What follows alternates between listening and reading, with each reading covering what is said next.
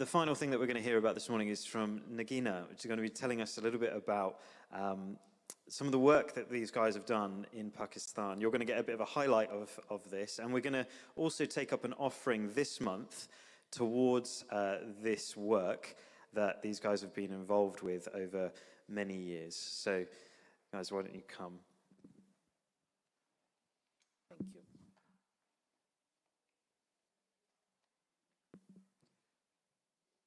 Thank you. I would like to request my team to come and sit here on the front seats, and in a bit I will invite you. So the presentation will come, you will see. Hello, good morning, and thank you. So this is my family.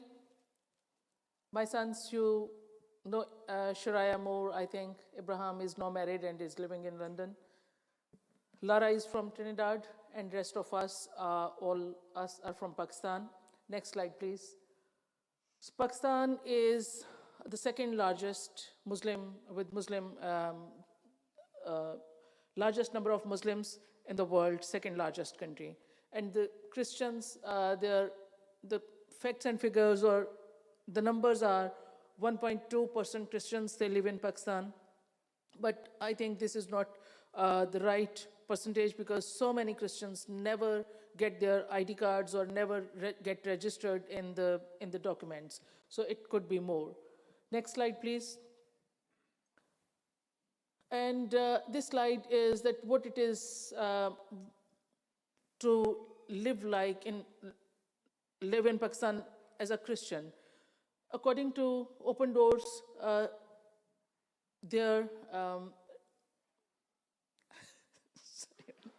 according to their numbers and their research, or the World Watch List, it is Pakistan is in the first 50 extreme countries which face this persecution. Pakistan is at number 7 after Nigeria. And girls are forcibly brought into marriages with rich people's majority, and they are kidnapped. Christians are usually meant to do all the menial job, very low jobs, and it is like living in that country is like a crime. Next slide, please. So it is mainly because of education, because education rate is quite low there. Only 0.5% people reach to their professional education. And it is like if 200 people are sitting and there is one person who reached to that level. So education, because education is quite low, so people don't get the chance to get good jobs. When they don't have good jobs, they can't get good money. They can't buy all those things or basic facilities they want. So they usually live in cycles of deprivation and poverty. Next slide, please. So me and my husband, we both are from professional teaching background. He was teaching in university. I was teaching as a science teacher. So we realized that we were using all our talents for rich majority there, because we were running after school sessions for extra coaching to all people who were giving us money, but we were not doing much for our Christian brothers and sisters there. Then God brought some students in our life, Christian people, and they were 3 brothers. They just came for 1 month, and for 2nd month they couldn't come, and we met their father, and he told us that he couldn't send them because they were not able to pay the electricity bill when those students come to our coaching center. So that brought us, that stirred us, and that we started thinking that we are Christians and we are using all what God has given us not for his kingdom and not for his glory. So we announced that we will not run this coaching center, and we started this community education center for Christian people, especially. At the beginning, there were 98% Christian girls, and it was more empowering girls and women, because women are the most vulnerable part of that society. and even Muslim women are not that independent, and Christians are in not on their list anywhere. So it is when Christian women go to rich people's homes, they take their girls with them, and where it is most of the time, they are abused by all means. Next slide, please. So because of some very unfortunate situations there, because we were working for one thing for girls empowerment, girls education, and second, we were Christians, so we faced quite a lot there. And we had to flee from there. We had to stop all our work for a while. We had 7 schools there for the poorest of poor, and those girls who passed their age of going to school, we had sewing centers for them there, but we had to stop all that for some years, and then we restarted again in 2013, and then we were not able to support them because our legal status was not, we were not allowed to do any job or anything, so we were not allowed to deal money here. In 2017, we started with my team. Now I will invite them here, and I would like you to clap for them because I have a very dedicated team, and you please come. And we are still, although we are very faithful, but still we are struggling. We need more friends, more people in our team, which we will request. Next slide, please. So this is the school, and this is only one school which we have now. Other than this, we have 2 sewing centers now and a very small Sunday school.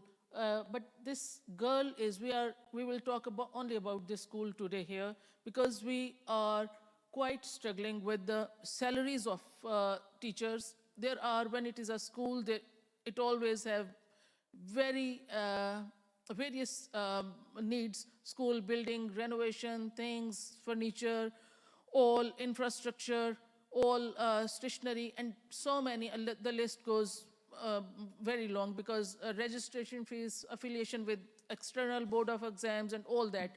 But we will not talk about all that. We will talk only about teachers' salaries here today. Next slide, please. So we not only work for students or girls' education, but we also work for their character building, for their confidence, so that once they will leave school, and if they go in that society, they can get that confidence through different activities and things. We try to empower them fully as young Christian women, so when they go anywhere, they become light of the Christ. Next slide, please. Not only their confidence and character building, but we also take care of their personal health needs, and we have separated this project. It is called Her Health First from the school needs, because it is about their very personal needs, and as young girls, they need all this as well. This is a separate project. Because I'm conscious about times, if you want to know more, you can always contact us, any one of us.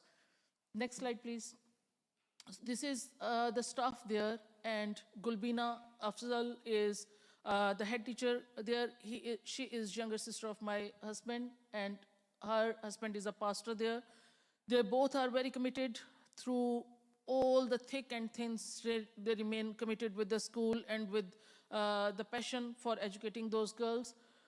This is our staff, and we are requesting for them today, and your prayers, your support, because the salaries are, if I give a little comparison, the lowest salary is the upper younger 2 teachers, they are getting 6,000 Pakistani rupees, which are equal to 16 pounds or 16 pounds some pence here, which is per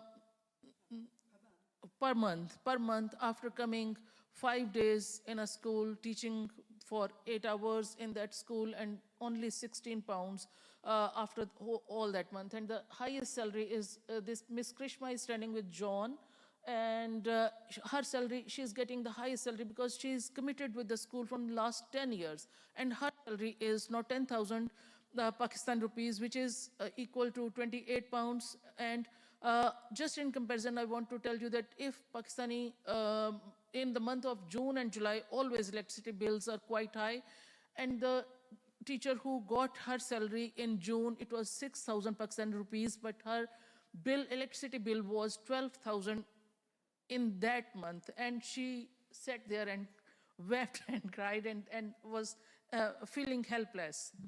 I will just share something about Krishma, because she is with us for 10 years. She is at number 2nd in her brothers and sisters. Her middle brother passed away 2 years ago, and because they are poor, they couldn't go to the GPs or doctors to know what was the reason. So because of some unknown reason, he passed away 2 years ago. Her youngest brother is a disabled person, and her elder brother passed away 2 months ago. And her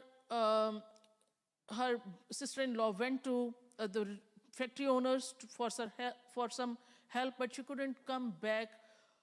No one knows what happened to her. No one takes any step, because Krishma is the only person who is earning in that family. 2 elderly parents, 3 children from that brother, 1 disabled person. So if they will take any steps, anything could happen to Krishma as a young girl there. So they are scared, they don't have money, they are just ignoring all that, what happened to that lady, and just are staying there. So this is just one of the stories in this, in our staff. Next slide, please.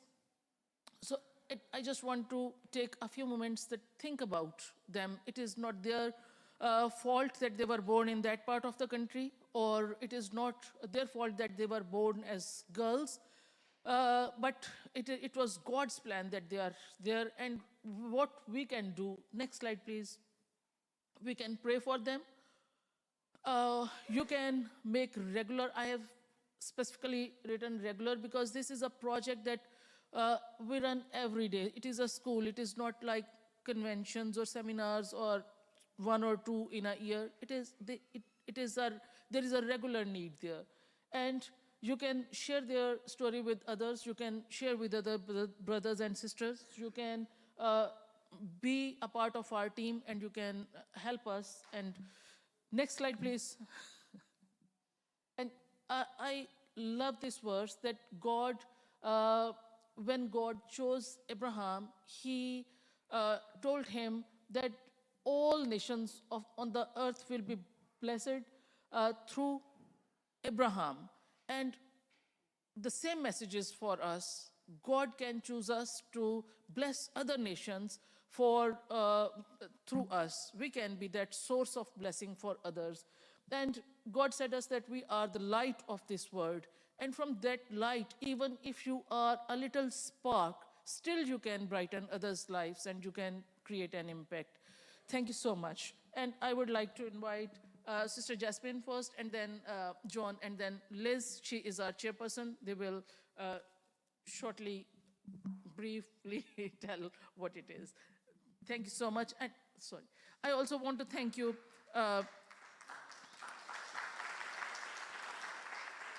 All those brothers and sisters, whenever John gives a call or Sister Jasmine, they tell you about this school, always giving us generously. Always, I would like to thank you, all our friends who are always, they remain committed with us. And thank you to all our pastors who have given us this chance to speak with you about this school. Thank you. Thank you, Nugina. Very well presented and so quick as well. Yes, she could say more, much more, but it is good. So I am looking after the money for this school, which I don't have to do much, but I feel so sorry when I have to send money to Pakistan for this school. It's just so little. It doesn't cover the salary of the teachers. And apart from that, they have other needs. Whenever I go to Pakistan, I visit school. They have broken chairs, broken tables, broken blackboards or whiteboards. So they manage that.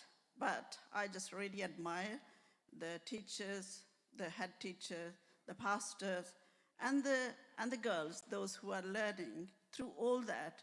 their desire is to learn and not to be like their parents, those who are working in rich people's home and they get abused. So their future, we want to pray that their future won't be like their old grandparents or parents, that they will rise up and have a good future. So that is our hope for them, and we depend on many people in this country.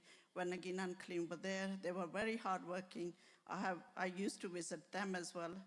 The condition of the schools were much better than what it is now. But now, because they are here, they have very limited sources to support those schools, so we depend on people to do that. So please help. I just want to say this. When I go to visit school, I just feel so important. When I visit, as soon as I enter the school, the girls are standing with the flowers, the bouquet, and then they provide a lovely lunch. And whenever I go to school, my brother takes me there. He's there if you want to say hello. It will be good to say hello to him. He's visiting from Pakistan, and he's going to stay. He's a very good singer. I'm not advertising him. I just want to say. Yeah. Yeah, he just helped me when I'm there. So another thing I would just want to say, Kaleem has written this book, which is just praise and worship to God. It's a poetry. I know most of you don't read Urdu or write Urdu, but this is something that he wrote. He don't want to sell it, but he wants to raise fund for the school. If you know anyone can read Urdu, or you just want to keep for yourself as a souvenir, the books are at the back. Just take one and just give some donation for the school. That will be really great. I promise you I'm going to be very, very, very short here now. I just want to explain something. All schools, it seems, in Pakistan, you've got to pay fees to go to. This school is for the very poorest of the poor. They do charge fees, and the fees are about £1 a month. But a lot of them can't even afford that.